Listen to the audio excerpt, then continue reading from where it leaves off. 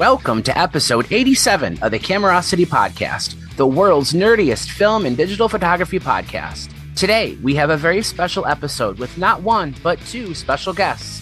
In a recent survey of topics you'd like to see us discuss, an episode dedicated to the Kodak Retina and other German Kodaks was suggested.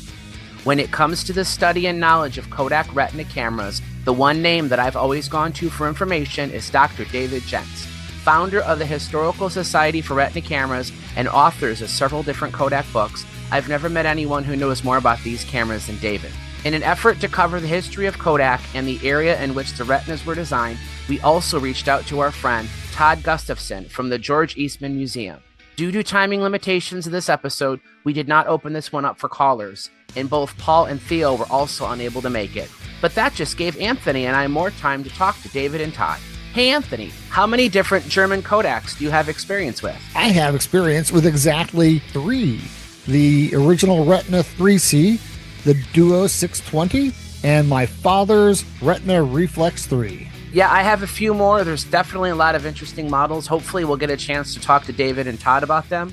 It looks like they're both in the waiting room. Let's let them in. Welcome to the show, David. I've been wanting to have you on for quite some time, so it's glad that we were able to finally get our schedules to line up. Why don't you give us a little bit of background about your origin story and what you have been doing all this time? Okay. I started out not as a collector, but as a photographer. And when I was 16 years old, I found a brand new mint in the box Kodak Retina 3S. That was the type 027 camera with a 1.9 50 millimeter lens. And I put some film through it, a lot of Kodachrome, and I loved that camera. And later on in my 30s, I started collecting a couple other lenses for it. And I'm in a swap meet in South Bend, Indiana, and I pick up a couple of old pre-war Retina cameras, 118, Numer 118 and a Numer 119. And I'm looking at that and going, there's a history here. And so I bought them for a song, and I just started collecting them, along with doing regular photography. I was a photographer first and a collector second. So I go a while and I start getting books about the cameras that have been written in the past. And I start looking at things like Koh's book from, 100 years of Kodak cameras. And I also start traveling with my brother to Germany. My brother, who's no longer with us, he's deceased. He was one of the world's authorities on German tanks of World War II. And I would go with him to Germany where he would do research. And in 1990, we were in Stuttgart, Germany, and my brother was at the Mercedes-Benz plant at their archive doing research. And he says, "You don't have much to do." He says, "I know you like Kodaks. Why don't you go over across the Neckar River and go see the Kodak people?"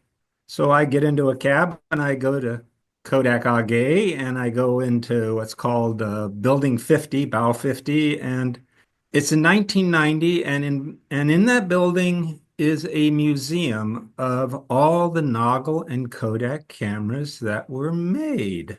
And this museum had been there since 1978, 1979.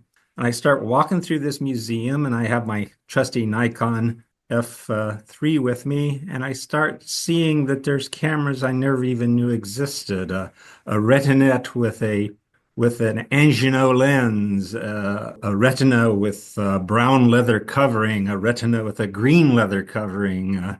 All these things just excited me. I had no idea their existence. So this trip to my first time I ever set foot inside Kodak AG was their marketing building, and they had a museum called Zauberter Camera, the same as the book, and I just kind of fell in love with the whole thing and decided that this is well worth researching. So after a couple of years, I got together with a guy named Peter Tosh, who's out on the East Coast in the Virginia area, and he had started a database in Lotus 123 of Retina cameras with their serial numbers and their attributes. And we were looking at his database, and we came to the opinion that there's a lot of information that is not correct in the books, and there's a lot of information that is missing from the books.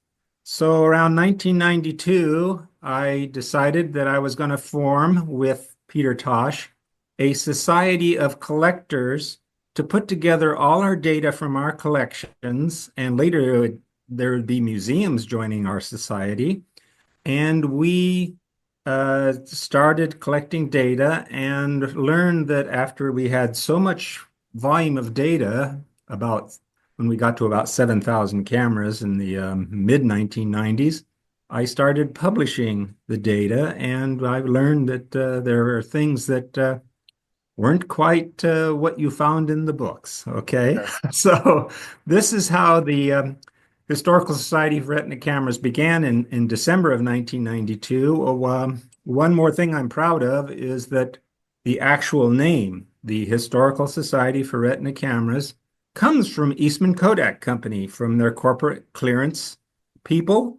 They suggested this name to me as the organization because I'd written them a letter to get permission to use the Retina trademark logo.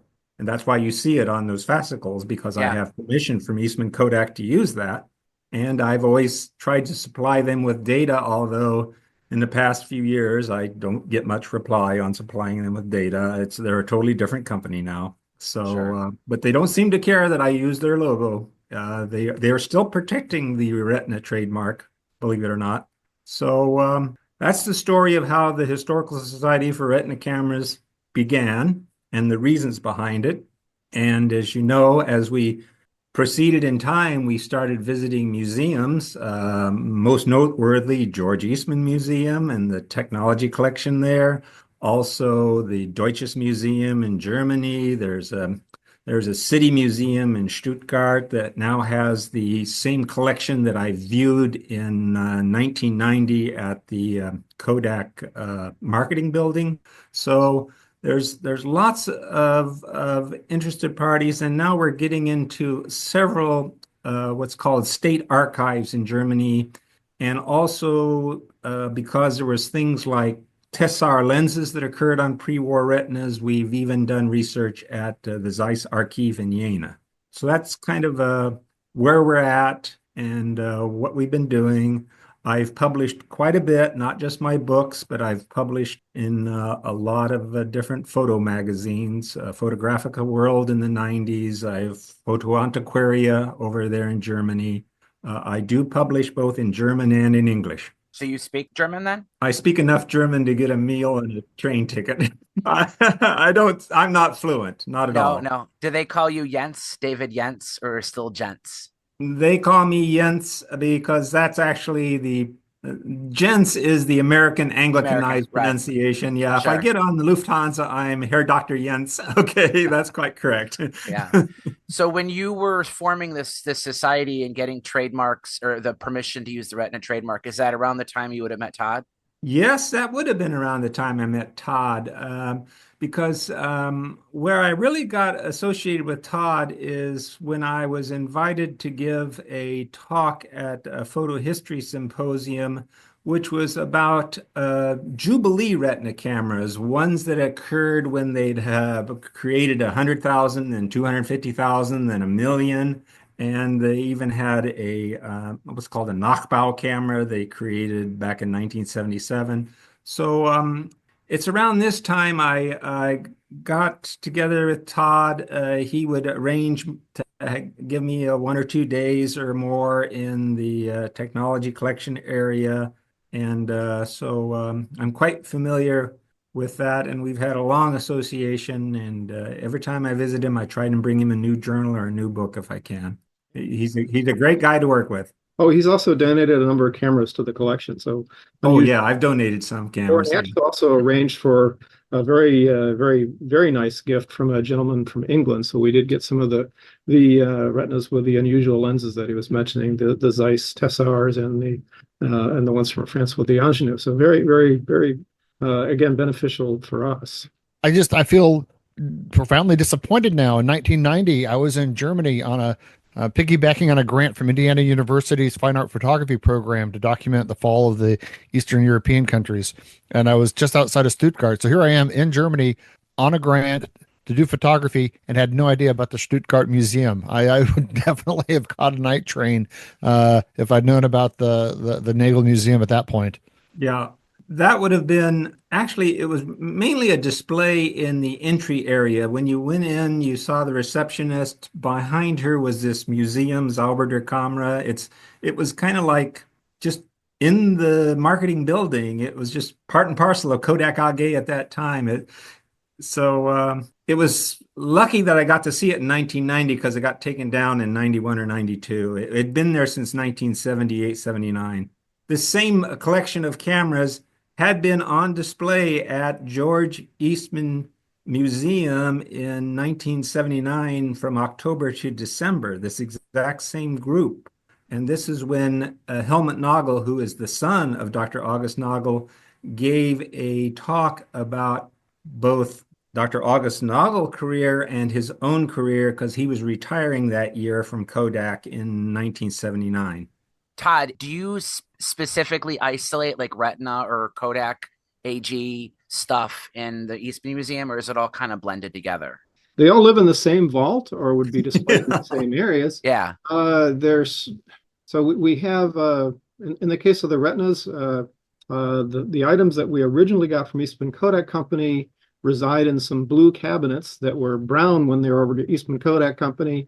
They're in cabinet number, I don't know, 15, around in there. Sounds right. We also have the ones that came in from England that live in a compressed storage lift, Hanel lift that we also got from Eastman Kodak Company. So give you a rough head count, probably around just roughly 100 or so cameras. That sound about right, Dave?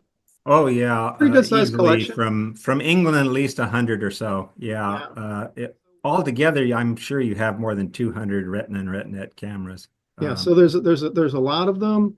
There's also from Eastman Kodak Company a lot of the sort of accessories, the add-on rangefinders, lenses. It's a pretty good sized collection. I mean, if you, as a whole, we've talked about this before, the latest head count on the technology collection is just a touch over 22,000 objects. About half of those are cameras. So from in the vicinity of 125 companies worldwide. So it's a pretty vast collection. Again, the Retinas do occupy one little spot. Now, the other interesting thing that we have are film samples. So we actually do have the original magazine styles that would have been used both in Rochester and Germany. So we can see how it's changed since it was first introduced.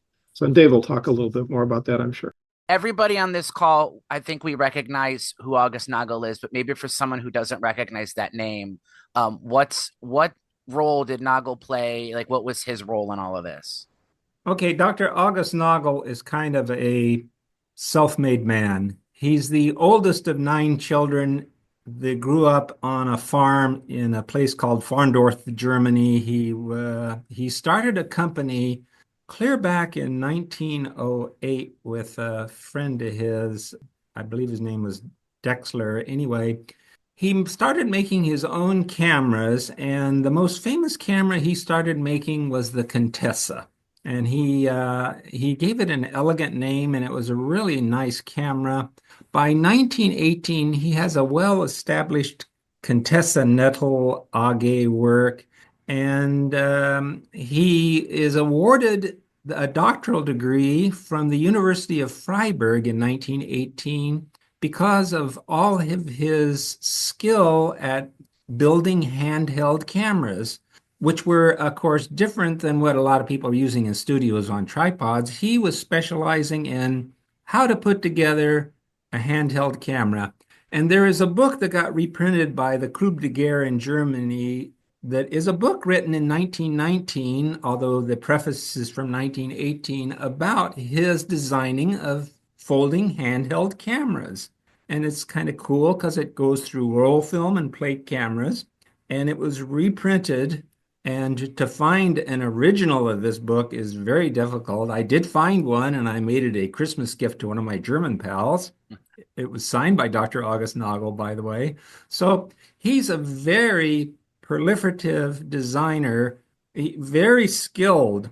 And he was so skilled that, like I said, the University of Freiburg awarded him an honorary doctoral degree.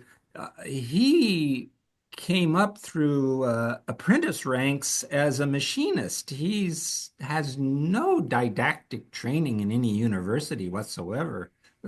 This is a self-made man. What happens in 1926 is some of his partners sell their shares to what's going to form Zeiss Econ. And he sees the writing on the wall, and he's got no choice because he probably doesn't even own a third of the company at that time, even though he's in charge of it. And so Contessa Nettle AG merges with three other companies, Ica, Gores, I can't quite remember the fourth one, but they all form Zeiss Econ. His time at Zeiss Econ is short. I don't think he's entirely happy there. When he first tries to join Zeiss Econ, they want him to come to Dresden and to be the plant manager, and they also put him on the board of trustees.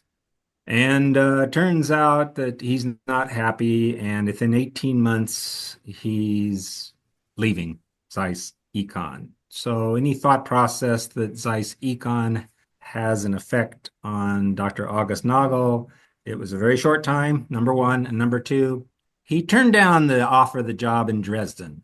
The man is a farm boy. He loves his Stuttgart area. He is Schwabian as can be.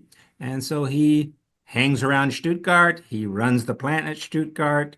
But when he leaves them, he gets a special dispensation. They allow him, when he leaves Zeiss Econ, to go ahead and start his own little factory in Stuttgart, figuring he's kind of going to be limited and no competition. And so he starts his own new plant from a presswork that's located in Germany. And the name of that would be Dr. August Nagel Fabrik für Feinmechanik. And that's begun in April of 1928. And by November of 1928, he's got several cameras going out the door. He doesn't have any, grass growing under his feet. He is a driven dude. So he, over a short period of time, with his cameras, he introduces Rekumar. It's a folding plate camera. He introduces several different Volenda cameras of different sizes. By 1930, he's getting into the 127 film format and introduces Volenda 48 and the Pupilla, very popular handheld cameras. And at that point, Kodak, who's been scouting around for a German camera maker, gets knowledge of this Nagel guy because he, from the very beginning in 28 on to 30 and into 31, he is selling internationally. He's shipping to England he even makes special versions of cameras for his markets that are foreign. A pupilla in England is sold by a certain store called a Rolleroy. It's fascinating what he did just for certain markets, but he did it. And so Kodak gets the idea that maybe this is somebody they want, and Nagel gets the idea that in 1931, capital is a little hard to find because we're sitting in the middle of the Depression. Although his company's doing great in a depression, which fascinates me, okay? So he forms an alliance with Kodak. He becomes, his company, again, Dr. August Nagel Fabrik für Feinmechanik, becomes Kodak AG Dr. Nagelwerk. Now, why does it have that name? Because there already exists a Kodak AG. It started in 1927 when the German Kodak acquired a film manufacturing company called Glance Film that's located in Köpenick. That's a suburb of Berlin. And they were making film from 27 on in Germany, just like they were making film in England in Harrow. Okay. So Kodak AG begins in 1927, but Nagel's factory doesn't join Kodak AG until December of 1931. So we can go from there. So wouldn't you think he's a little burned, we'll say, from his time at Zeiss Icon, unhappy with being under a large conglomerate and a lot of other people, too many cooks in the kitchen, so to speak. Wouldn't he have had a little apprehension to join Kodak at that time due to their size and perhaps running into some of the same difficulties? Well, I think implicit in the contract, and I think he made it very clear that he was wanting some latitude that probably wouldn't have been given to him at Zeiss Econ at all. So Sure. actually, there is something that I think we should read from my Dr. August Nagel expert. His name is Klaus Schicht. Okay. He's actually a retired Kodak worker. He worked at Kodak AG in the marketing department for, I think, more than 20, 25 years. And so he noticed that, and we found this, we found a lot of information about Dr. August Nagel, and of all places, the Zeiss Archive. They were very interested in Dr. August Nagel after Kodak took over. And they found that he made it very clear that if he was going to remain, and they wanted him because they knew that a lot of the company's impetus started with him, that he would be given great latitude. In fact, about the only direction I think Kodak ever gave to Dr. August Nagel early was go from 120 film to 620 film because that's what we're selling and that's our film. Okay. So he switched a lot of models over to 620 from 120, but I don't think there was a whole lot of else going on. He was so successful at his own endeavors.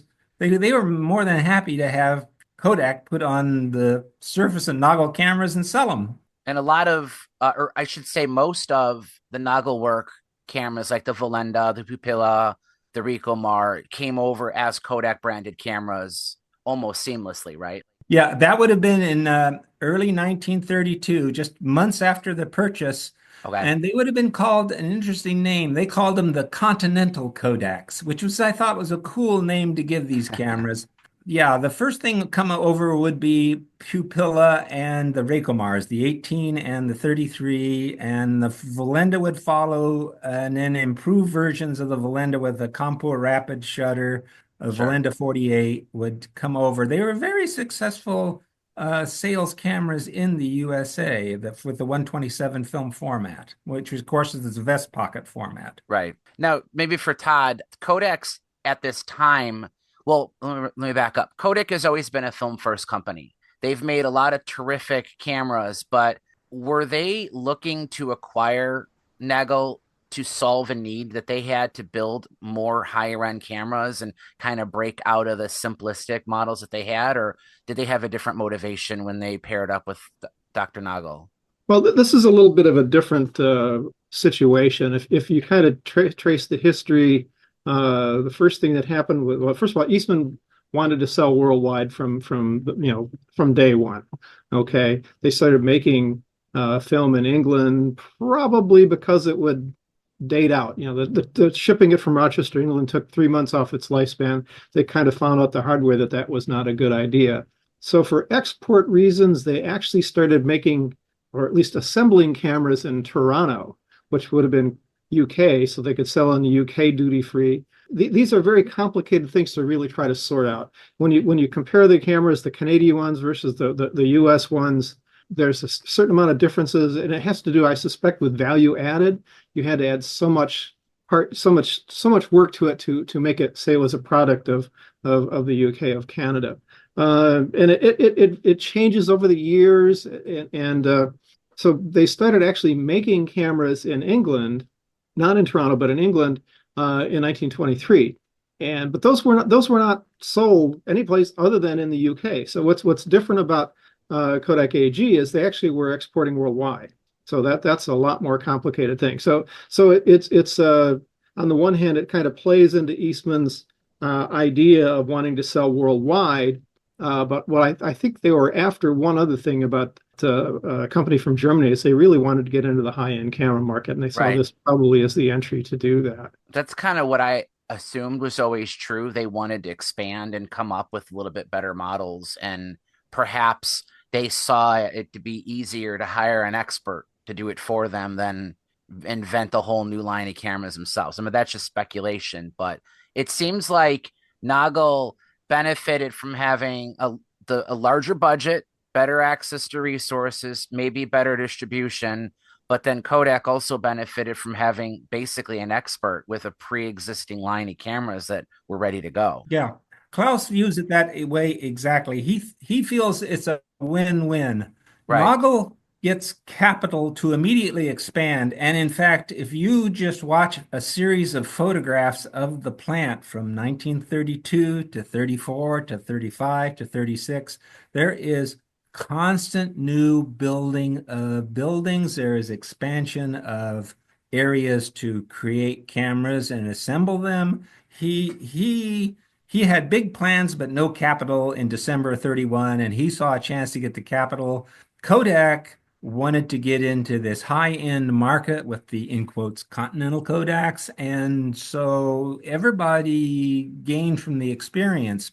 An interesting thing about Raycomars is some Raycomars, the 33 and the 18, were shipped without a lens, and the lens was installed at Eastman Kodak, and a Kodak-made lens was installed on a Raycomar 33 or 18, and it's kind of fascinating to see. You have this American lens sitting right on a contour shutter on a Raycomar.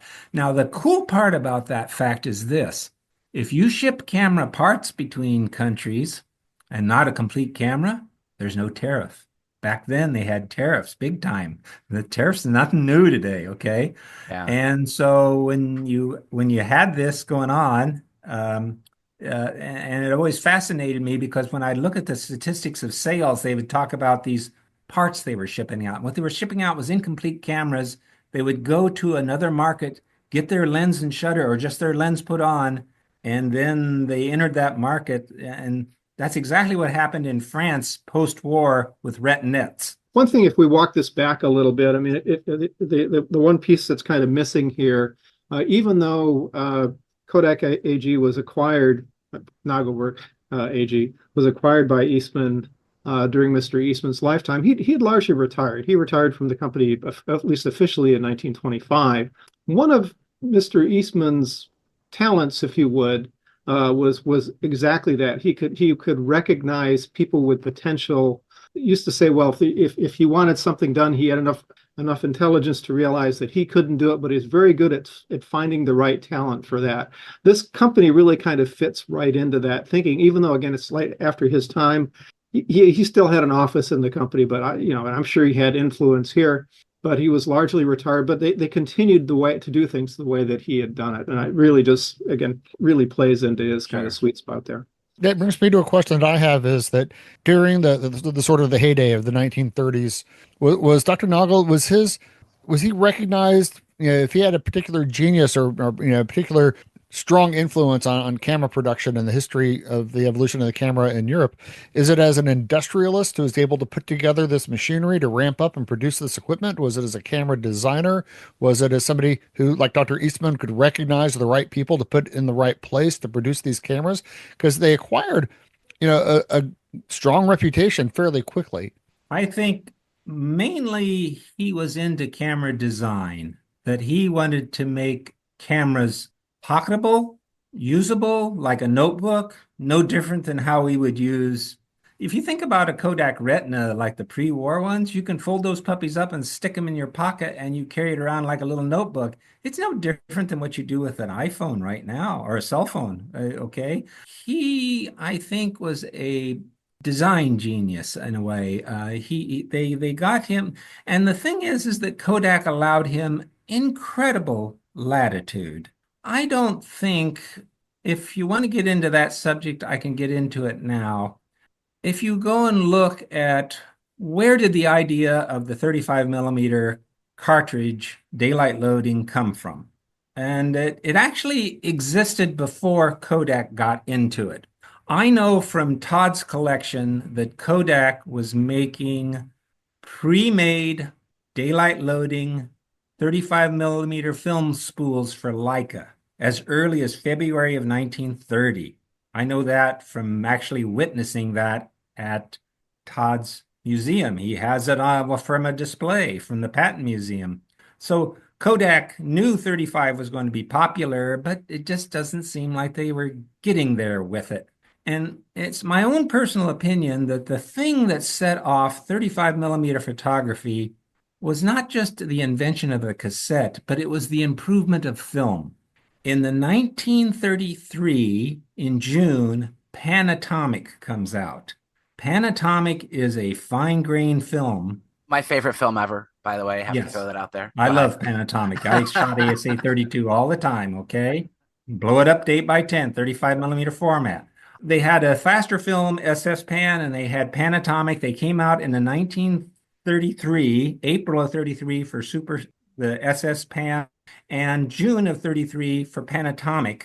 And once you get the ability to use a 24 by 36 millimeter negative to make a 5x7 print that's really sharp, then you've done something. And I think that is that's my own personal opinion, is what's going to allow you to successfully create 35 millimeter photography that's quality for I hate to say it, but the Retina is an upper middle class camera. It is not meant for the usual guy. The usual guy gets a box camera that shoots 620, okay?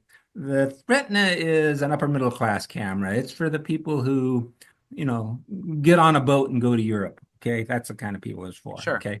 So that's where I think that really happened later. And if you want me to, I can get into my knowledge of Dr. August Nagel and the Retina and the 35 millimeter cassette at this point, if you'd like. That's actually kind of where I wanted to go to clarify, because there are some people who may understand this, that while the Retina was Kodak's debut of the daylight loading cassette that they came up with, double perforated 35 millimeter film came from way before that.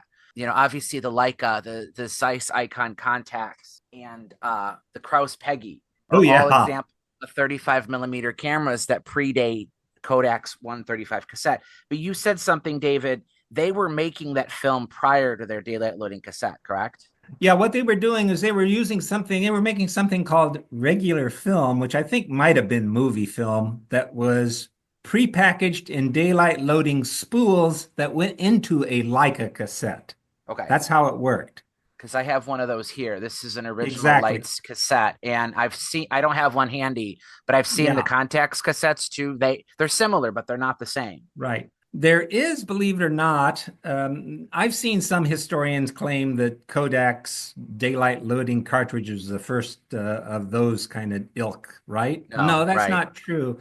Actually, AGFA made a daylight loading pre-filmed cartridge for Leica in 1932, and Perutz made a daylight loading 35 millimeter cartridge for Leica in 1933. So there was two companies prior to 1934 making daylight loading cartridges like you know of today. Sure. But they were specifically for Leica. They weren't targeted to Contax or anybody else. Kodak would also start making daylight loading spools for Contax. And so they had Leica spools, they had Contax spools, okay? If you want me to get on to 35 millimeter cartridge that we know of, okay. Yeah. The question is, okay, did Eastman Kodak tell Nagel what to do? Or did Nagel set the tone and Eastman Kodak goes, oh, that's going to work? I favor the former, and I'll tell you why.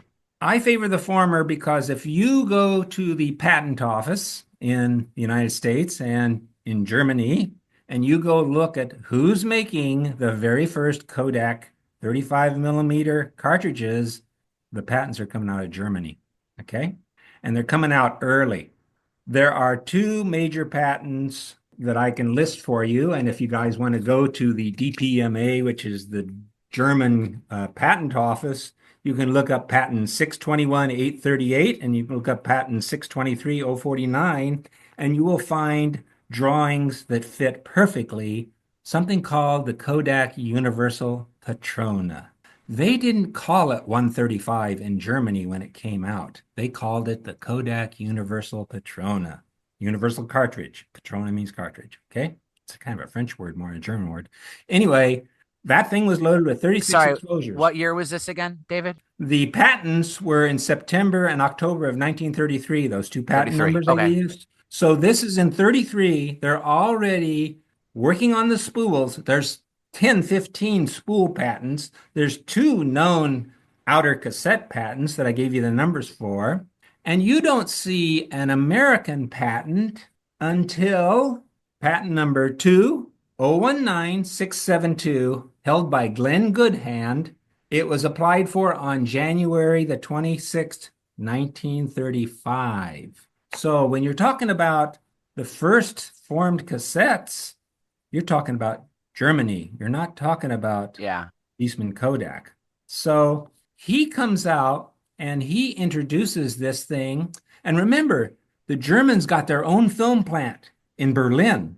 So these cassettes and this film, this Panatomic X and this SS Pan, is coming out in the Universal Petrona, and it's first announced in June of 1934.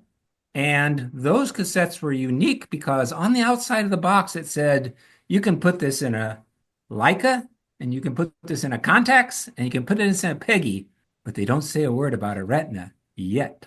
And what happens in July the 26th of 1934 is the Kodak Retina is announced, and they have it in the stores by August the 10th of 1934 in Germany. So the Universal Petrona and the Kodak Retina come out in June and in July of 34. The Retina is not in the store until August of 34, but the film has already been out 2 months before the Retina gets in the store in Germany. The Retina doesn't come to America until December of 1934, and the 135 magazine that is made in Rochester does not come out until December of 1934. They both come out exactly at the same time. You can see this in the Kodak Trade Circular from December of 1934. They list the Kodak, they list the 2 films, Panatomic and SS Pan, in 135 cassettes. And the 135 cassette, if you look at this Glenn Goodhand patent, it looks identical to what the American cassette, which is 135, looks like. So the use of 135 didn't occur in Germany at first. It occurs in America first. You had said they were making the film with the other types of cassettes. Did they continue doing that past December 34, or did the release of the 135? No, the 135 is an American product, and the German product continues until it's changed to what's called a DIN cassette in 1937. Okay. So this is a unique product, and I will supply you with images of what a German Universal Petrona looks like, and I'll supply you with images of what an Eastman Kodak original 135 cassette looks like. I can get those emailed to you so you can display them when you show the podcast off. And in my image, you will see the very first June 1934 German ad for the Universal Petrona. And in my other image, you will see a contemporary photograph of the box and the cassette from Eastman Kodak. So the 35 millimeter format in a daylight loading cassette comes out in 2 forms at the very beginning. It's fascinating. Did they give it a unique number to differentiate between Well, no, the box says Universal Petrona on it. I've seen an original box. This is a very difficult thing to find for your collection. Yeah. Okay. And it's a wild thing. It's 2 cylinders that wrap around a central core that holds the film. It's not the 2 end caps held by these little nipples or studs. It sounds like a robot cassette. Yeah. So I'm curious, 1934, spring of 35, is the Retina a success out of the gate? Or yes. Okay. It is very much, and it's celebrated as a success not only in Germany, but it's celebrated in Eastman Kodak documents as a success. It's a success right out of the gate, which brings me to a little myth, okay? Brian Coe's book says that 60,117, that's the first Retina, the numeral 117 is the very first Retina, were made.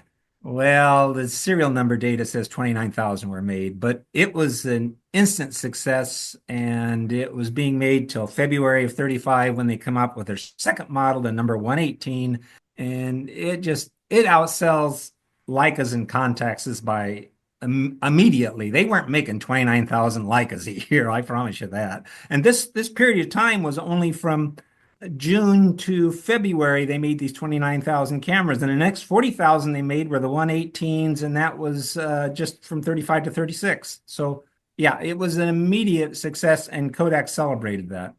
Both Kodaks, the German Kodak and the American Kodak. You've already said a little bit, but there's the 117 was the first one. There was the 118, 119. These all came out in kind of quick succession. Well, the 117 would have been till February of 35. The 118 would continue at that point until springtime 1936, about March or April. Then you'd have the 119, and with that, the 126, the first chrome retina, is coming out. So a model turnaround time is maybe a year to 18 months before they come out with a new model. Do you think that was a result of like feedback from customers to tweak the design, or was that part of the plan all along? I think that Dr. August Nagel once said, I am not going to sit on my laurels. I am going to continuously improve. Yeah. I think it was actually generated internally, because the difference between a 117 and a 118 is on a 117, when you release the film for advancement, you have a knob on the top of the camera. In the 118, they make this little lever on the back of the camera. I have seen that original patent, and its date was July of 1934, which is when the 117 is being released, they're already planning the 118. Okay, so I think all these improvements, like going to a chrome body and things like that, these are all planned at Kodak AG. I'll tell you what, I have patents where Dr. August Nagel was thinking about a 35 millimeter camera with interchangeable lenses back in 1939. Okay. Oh boy. So he had big plans for the future all the time. Purely anecdotal, but one of my least favorite changes occurred between the 118 and the 119 when they went away from that beautiful larger knob with Kodak kind of imprinted in Yeah. The 119s, while still a very superior camera, are aesthetically less pleasing for me. Yeah. Well, if I can be a bit of a contrarian here, as much as I like my Retina cameras, I really like my Duo 620 Series 2. Oh, yes. Just the idea of like a super high quality, compact, folding medium format camera. Just it has a place in my heart, because that camera is so well made and is so under recognized for the performance that you can get out of it. And of course, I'd love to find the rangefinder version, but I'm having trouble getting one in working condition for a price I can afford. Yeah. Can you comment about the Nagel offerings other than 135? Because I think that there's incredible innovation that is not actually recognized as much. Of course, it's overshadowed by the Retinas. The Duo 620, which you speak about, was probably the most successful roll film camera they ever produced. That's a good observation by you. In fact, Klaus Schicht himself thinks that along with the Retina, it's probably one of the better cameras that Kodak AG made in the pre-war times. The interesting part about that is that the reason they moved to 620 format, Nagel, of course, is that Kodak now owns them, and they have to build this, and they get the idea that, hey, why don't we make a 620 camera that's really good, that's pocketable, and that it gives you twice as many exposures on a roll of 620 film, because the original 620 film was 6 exposures, then 8 exposures. Well, now with the Duo 620, you can get 16 exposures. And again, I have several of those 620s in my own collection, also the Duo 620s. They are excellent cameras. They would have made those with Zeiss Tessar lenses for high end, and again, probably very popular. In fact, the Duo 620 was brought to America just a few months prior to the Retina.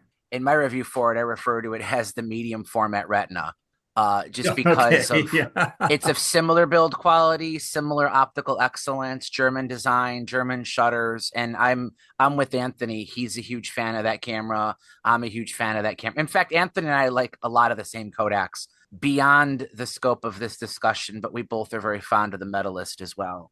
There is one I asked you about beforehand that I struggled to find good information on, and I had reached out to you once in the past. It is a German made Kodak that I know is made in Stuttgart. It's called the Regent, the Kodak Regent. Oh, yes. It is a 6x9 or 3.25 by 2.25 folding camera. It's got a rangefinder, a coupled rangefinder in the body. It's very well built. This one has a Compur shutter, top shutter speed of 1/250. It has a Schneider 10.5 centimeter 3.8 lens, but I cannot find any link to this being a Nagel design. Do you know if it is? And if it is not, who else in Germany was making cameras in Stuttgart? I can tell you that Klaus has patents showing the design of that body that have Dr. August Nagel's name on them, but it's a very interesting story because there was a camera prior to the Regent called the Ebner. Okay, so what I'm going to do is read to you, and if I hope you don't mind, it's verbatim, but Go for it. Klaus is the man with the knowledge of non-retina Nagels and Kodaks. While Dave is talking, I'm going to go grab one of these. Okay. As already mentioned, Nagel had a sense of market trends. A streamlined design was fashionable in the mid-1930s. At the time, the first bakelite cameras appeared, which were very well suited for this design. That is the streamlined design you see with a Regent. The small camera manufacturer Ebner was in Stuttgart, and it caused quite a stir at the time, and such streamlined cameras were made of a new material, bakelite.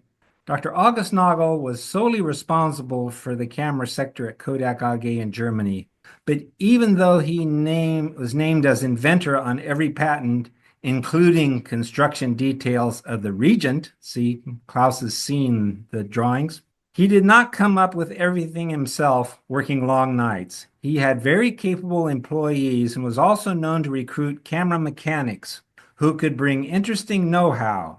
His younger brother, Paul Nagel, was also a very capable designer in this team. Unfortunately, there is practically no reliable information about these helpers other than rumors in collector circles. One exception is a very talented camera mechanic named Linnemann. Archive documents show Zeiss Econ poached him from a Munich company in 1927. Much to the annoyance of Zeiss Econ, he then followed, this mechanic Linnemann, then followed August Nagel to his new factory in Stuttgart. Linnemann was a specialist in mechanics of self-righting cameras. The Regent camera, which would have model number 120, so you have 118, 117, 119, the Regent's 120 in the thing. These model codes are production codes for designing cameras. That's exactly what these are. We'll get back to that. So the Regent, model number 120, later simply called Regent 1 in other circles, was designed as a fashionable design object and stood outside the range of Kodak AG at this time. Steve Jobs would have appreciated it. The camera was not made of bakelite. It was made of aluminum alloy, which is always a danger in breaking. The bakelite was, but it had the same style as the Ebner, only in the Nagel sense, made of a very sturdy metal. It was twice as expensive as a Valenda 620 and 3 to 4 times as expensive as a Junior 620. It was priced between 135 and 162 Reichsmarks.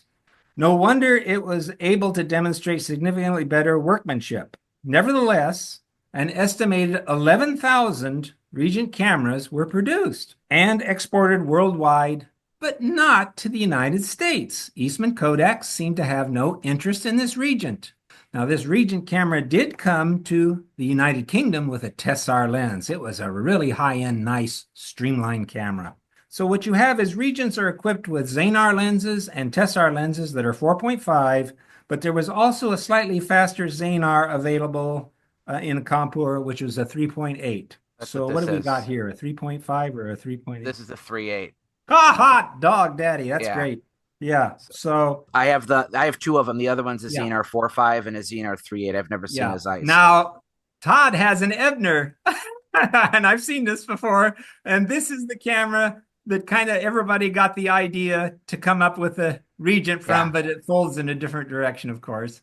Well, there's a 6x9 Ebner and a Duo. That's This is Yeah. the the half duo. frame, Yep. the Duo. They didn't call it Duo, but well, that answers a lot of questions because I came to the same conclusion you did, that I did not think that camera was ever sold in the U.S. because every ad, in fact, almost every ad I ever found for it was in French.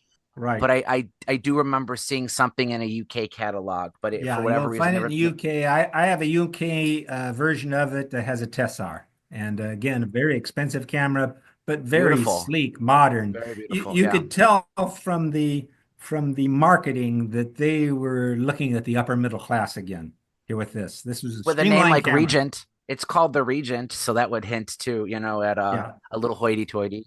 Beautiful yeah. logo on the back. There was a Regent 2 that had a more chrome finish and a larger rangefinder view. And in fact, it had the rangefinder viewfinder were one and the same, but it was not as successful. It was kind of like the Suprema.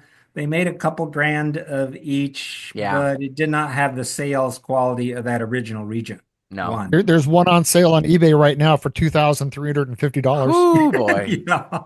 Honestly, I'd rather have the original. It's so distinct looking. And I have seen those Ebners, both versions. I have the small one here somewhere. I can't find it, but I love the shape of it. And it's so different from anything else. That's why I wanted to kind of call it out. Listeners of this show sometimes chide us for gas that they'll, gear acquisition syndrome, where they'll listen to the show and then immediately start searching for it. So Anthony, I'm glad you got a preview of the price some of these cameras might fetch.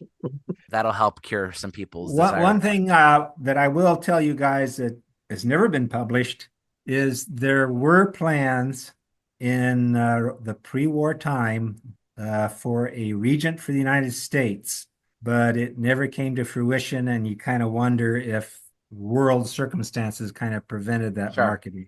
You know what I'm saying? A lot of things, yeah, for sure. But there was plans for a 2.25 by 3.25 Regent for the USA market. It was even given a production code number, but it never came to production. There's so much rich history here, and I mean we could talk all afternoon about it, but in the interest of brevity and trying to keep the show manageable, can we touch a bit on the transition from pre-war to post-war? Because I'm curious, because I mean that's, for most people, those are going to be the retinas that people are familiar with, at least in the US. I have actually written a fascicle on the transition between pre-war and post-war, and that fascicle is fascicle 2. My books are available from a place called Blurb Bookstore. And if anybody gets interested in the Historical Society for Retina Cameras, we have a website you can go to. It has links to all kinds of wonderful things, including a nice freebie mechanical drawing of how to identify pre- and post-war Retina 1 cameras. But it also has links to how to acquire my books and my journals. I'll sum up what's going on in that second fascicle. Because the war is coming on in September of 1939, what I find happening is this. After somebody turns right and goes into Poland, Kodak in America is cut off from Kodak in Germany. Literally, there is a German government order that they cannot share things like financial data with the parent company. And that turns out because what they're going to do during the war is the Kodak company is a foreign-owned company, okay? You can't buy stock in Kodak AG. It's all owned by Eastman Kodak.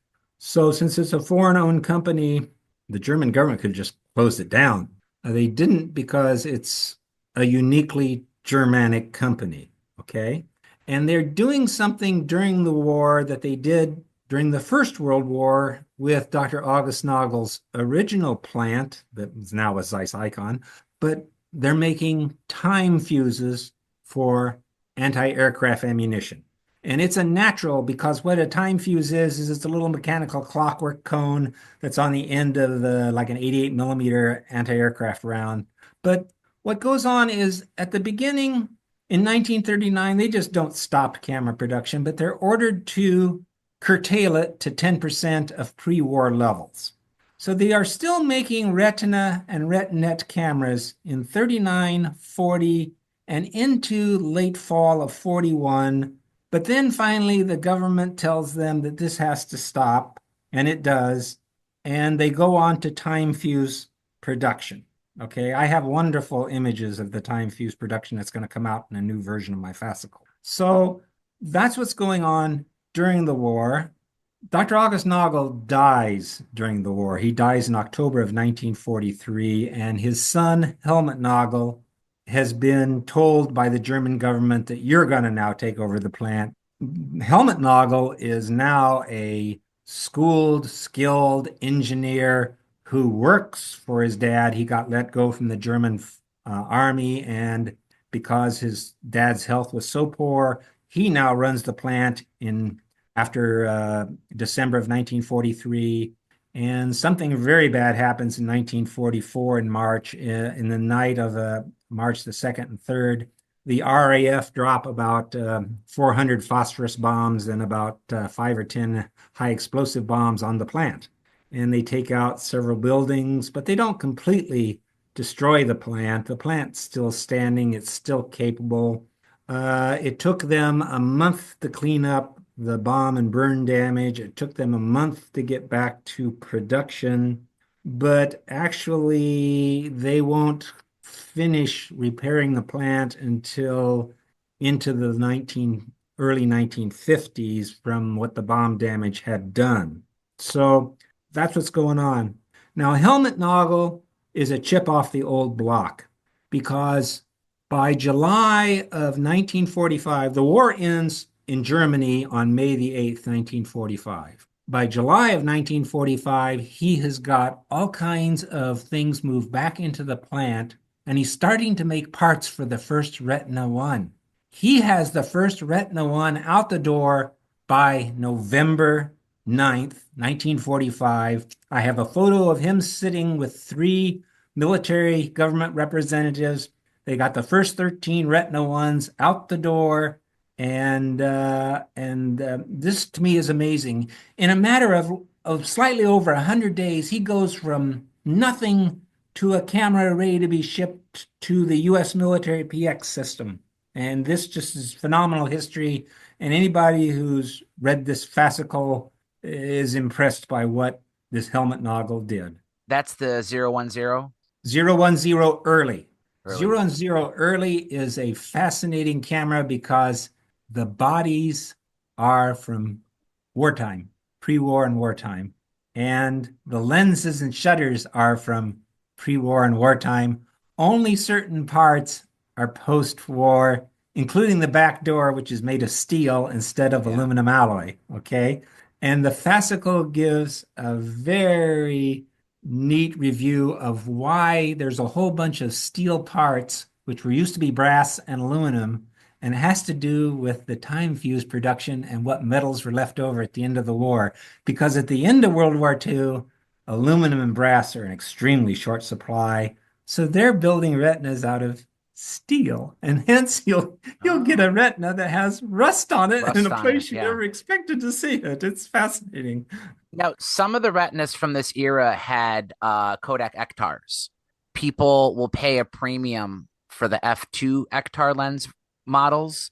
What is there a story behind that with just running out of supplies, or were those ones that they what was it? Okay, the usual supplier of lenses to Dr. August Nagel pre-war is Schneider in Bad Kreuznach. Both the Retina Xenar and the Kodak Anastigma Ektar that are pre-war lenses are not made by Rochester. They're made by Schneider in Bad Kreuznach. So what it is Kodak Anastigma Ektar on a pre-war lens is under license to Kodak, okay? And Schneider's doing this. By the way, Schneider refuses to do this after the war. They said, if you want an Ektar lens after the war, you're going to call it Schneider Ektar, not Kodak Ektar. And Kodak didn't like that idea. Okay. Now, the Kodaks you're talking about, the Ektars you're talking about, were made in Rochester. And there was two different Kodak Ektars in Rochester.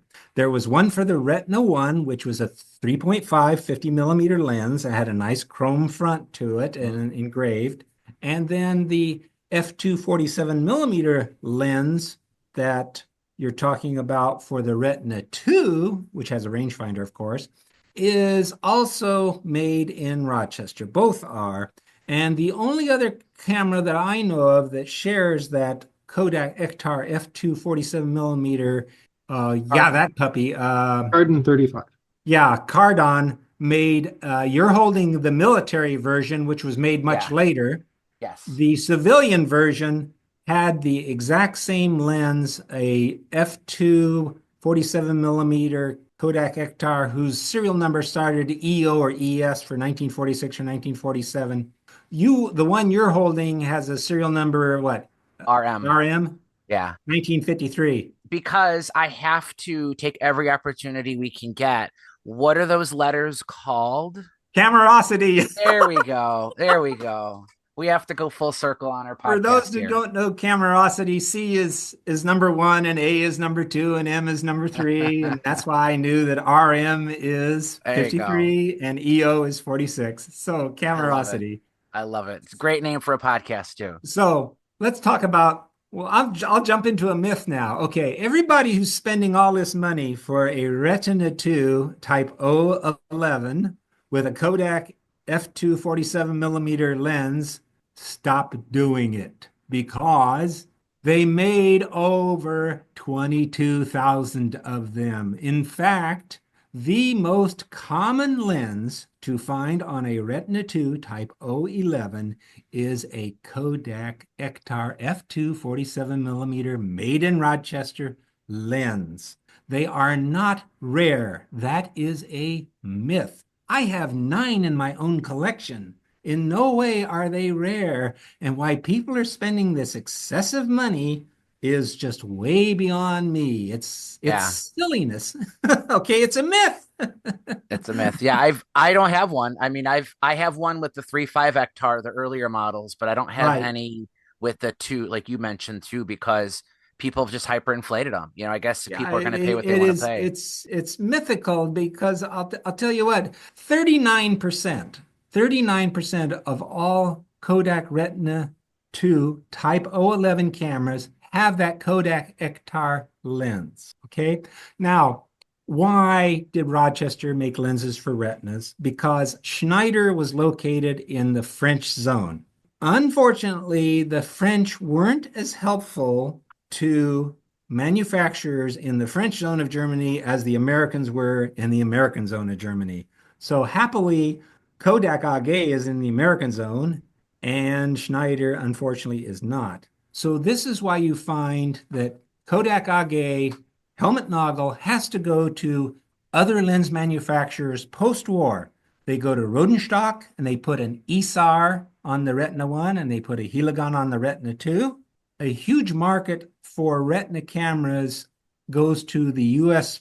military PX system. The PX people are getting the idea that, oh, are they going to have enough lenses to supply us with this? So this is the most fascinating history, again, unpublished. It's the PX system who buys the Kodak Ektars and supplies them to Kodak AG. It is not Kodak AG receiving Ektars directly from Rochester. Because of this, the Kodak AG in Stuttgart between 1945 and the end of 1947, early 1948, is being run by the U.S. military. It is not its own entity. Can you imagine that today? That because it's a German company, it is actually has to answer to the U.S. military government in Germany for the first 3 years. So the PX system is a huge client at this point. Is there an easy way, like with Japanese cameras, you can usually tell PX cameras because they'll have an EP engraved somewhere on it. Is there a way, if you're a collector and you want to find a Retina, to tell whether it was a PX market one or one sold straight in the United States? In the United States, after the war, except for 1,000 cameras, which were type 014, every imported Retina has an EK in front of the serial number. Every single one. So if you're talking about United States imports from the very beginning, after the end of the war in 1948, 1949, all Retinas coming and Retina cameras coming to the United States have an EK engraved in front of the serial number, save for a special 1000 that you'll see in fascicle number 3. So, in fact, you'll see one on the cover of fascicle number 3. So, how do you identify a PX camera? If that camera has one of those Kodak Ektars made in the United States by Rochester, it is absolutely positively a PX camera. It is nothing else. Those lenses only came back to the PX system. Okay. So that's one certain way, but that only works for 3 models, the 010, the 013, the 015, and then only one Retina 2 model, the 011. They never use those Ektars past that point. The Kodak Ektar f2 47mm lens stops with type 011 Retina 2. Now, PX cameras came in plain brown boxes. And if you get a hold of a Retina that has a feet focus scale and it's in a plain brown box and it has its leather case with it, that's a PX Retina. So that's how I can tell you for certainty you can tell. Otherwise, it's hard to tell a PX camera from anything else.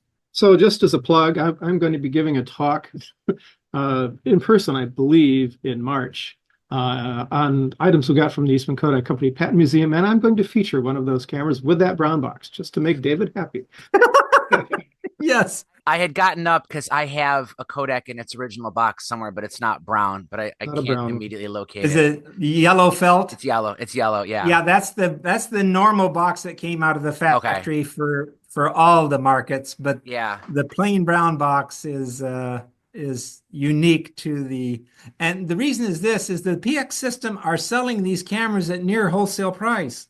I mean, Kodak's getting their money, but they're not putting much profit on top of these things. The only other cool box I have is a nice Valenda box. Very cool box, pre-war. Beautiful. Yeah. It's not light blue. It's like a navy-ish there.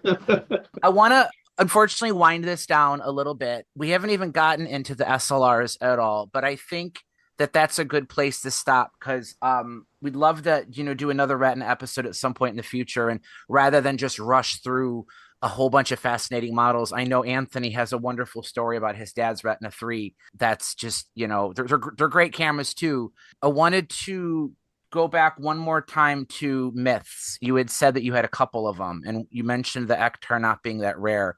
Were there any other myths that you've heard online? Some Mike Ekman website, perhaps, or a book or another place that you've seen that you want to help dispel? Well, I hate to bring up a Mike Ekman website, but that's absolutely fine. If I didn't expect it, you wouldn't be here. There's the idea that Retina design comes from Valenda 48, and that doesn't hold a whole lot of water. No, when you look at the patents, sure. There are 4 specific patents that show all of Retina 117's designs. Okay, well, that's enough of that myth. There are plenty of myths out there. A lot of them have to do with production of cameras, production numbers. There's a myth out there that they made 500,000 Retina Reflex 4s. That myth is published in 4 major books. My serial number data says they made 52,400, which means that somebody added a 0 to the production before they printed that.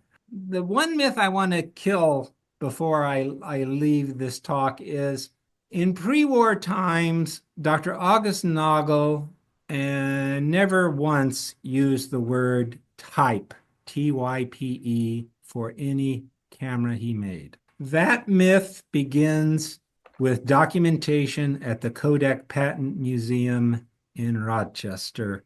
And they made up a series of cards, and they have back documentation that goes to as early as 1954.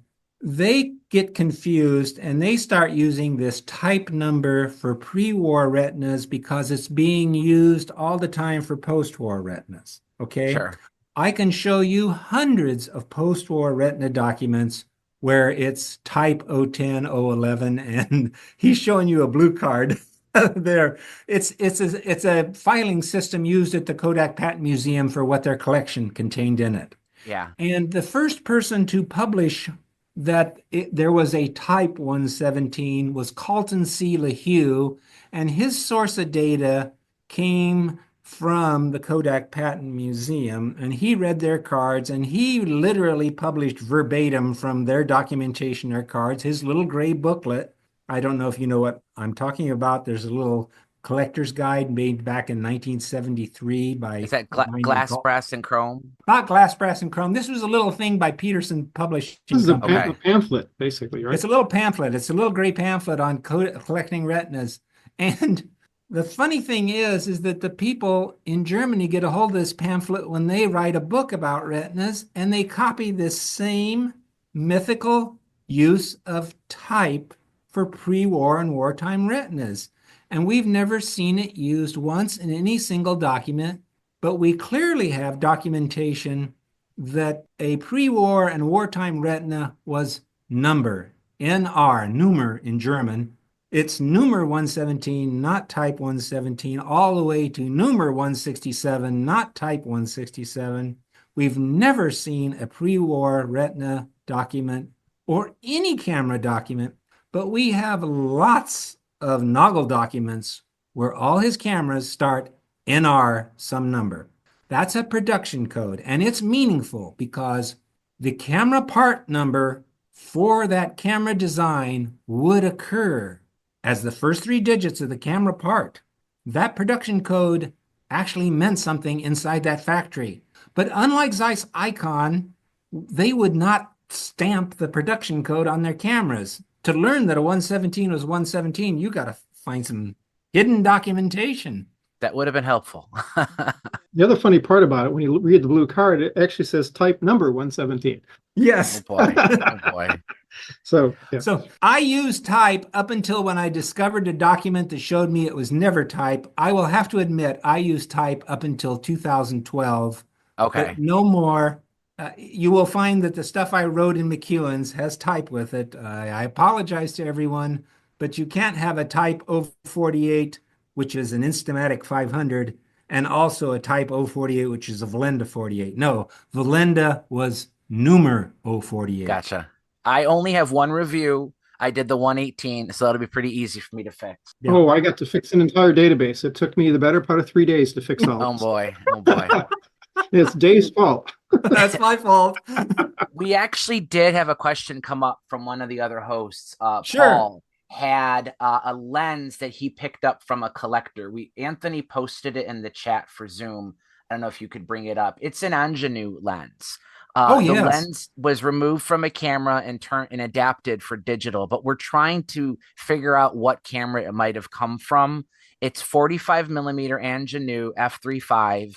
I know that they did put ingenue lenses on retinas, but this to me doesn't look like something I would expect to see. Oh, I know exactly what retina that's from. It could is, be one okay. of two. Yeah. This will be an interesting quick story. Go for it.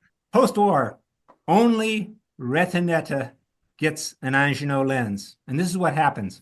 Remember that little thing I was telling you about when you ship camera bodies, but not a complete camera? There's no Yes. tariff. There's no customs duty.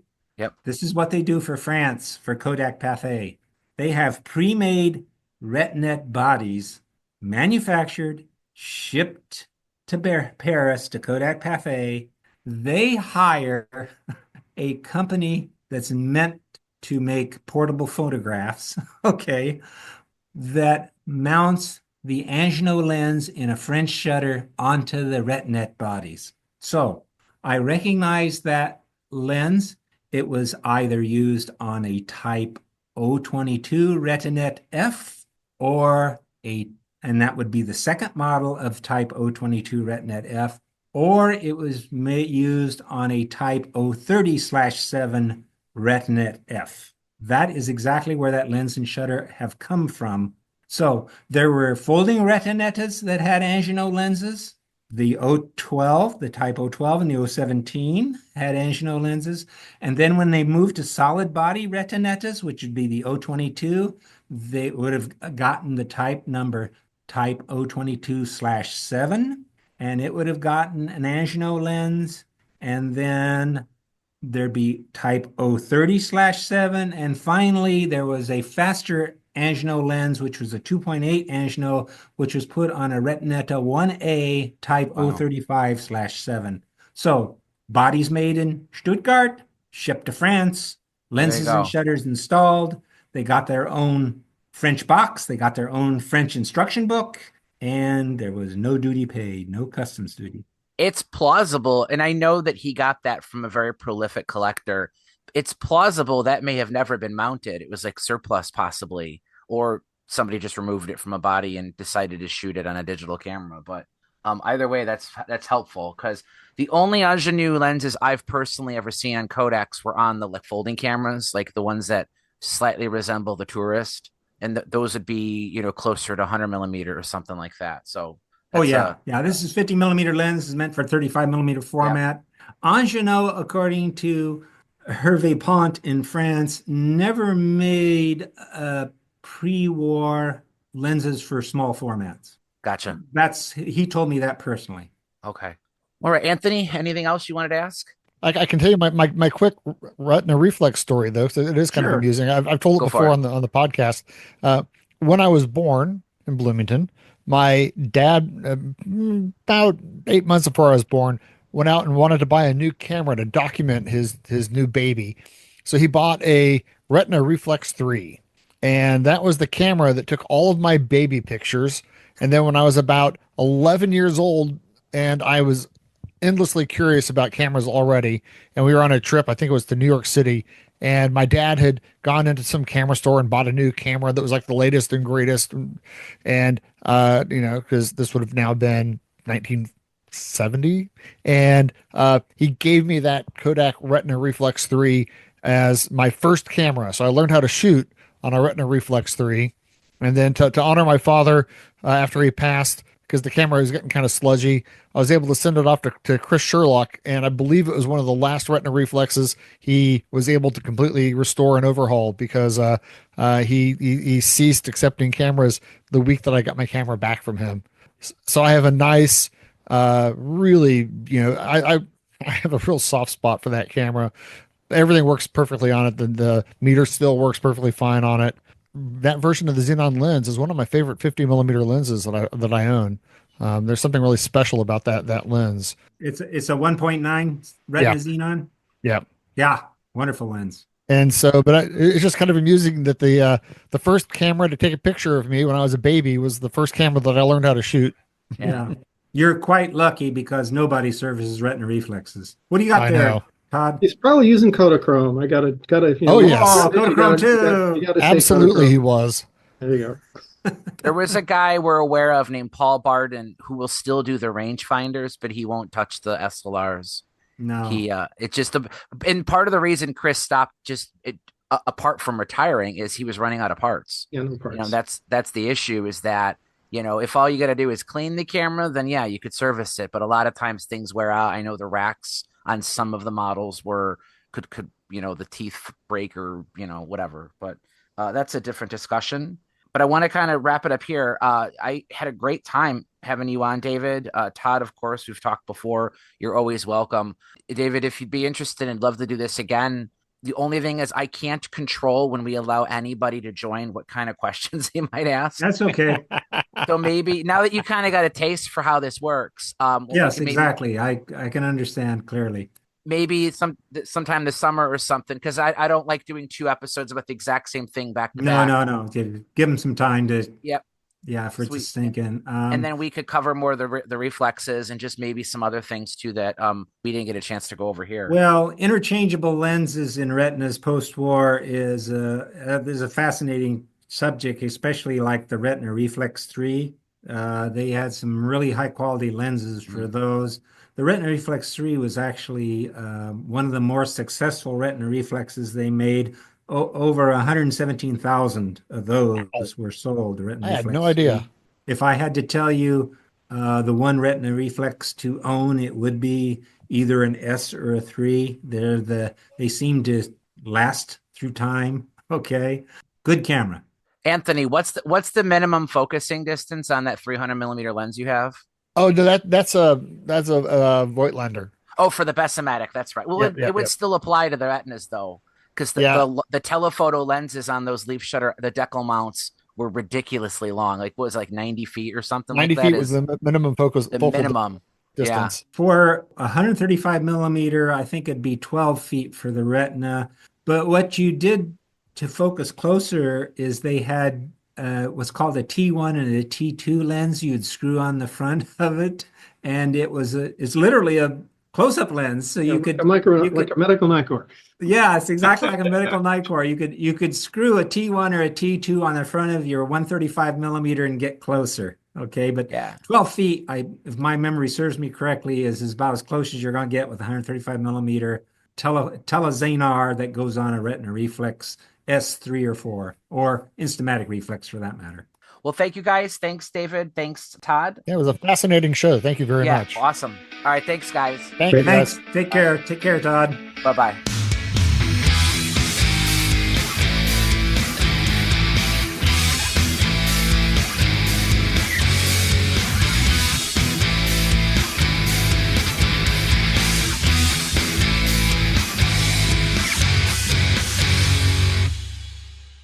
A lot of the images belong to Kodak, but you're allowed to use them because we're just doing instruction. It's not monetized. Okay. No, we don't make a penny. Copyright. Yes. We are so not monetized. Yeah, definitely not monetized. Because we have to pay to have the Zoom account and then the hosting for the podcast. Exactly. So we're losing money every time we record an episode. It's I know that feeling from flying to Germany. All right.